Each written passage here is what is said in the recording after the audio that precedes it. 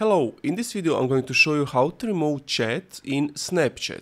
So if you have some chats that you don't want to have anymore or you just want to delete them, here are the steps you need to follow. So first, of course, open up your Snapchat app, and once you have opened your Snapchat app, go to the chats, which is the second item from the left. So if you want to delete a chat, so for example, let's say I want this one, just hold down on it and then click on chat settings.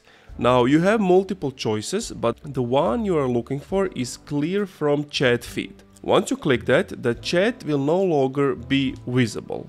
And also one more thing what you can do is you can delete chats automatically after you view the message. So if you constantly want to delete messages but you just get annoyed that you have to click on every time and then delete it, this is a much faster way to do it. Thank you for watching this video and see you in the next one.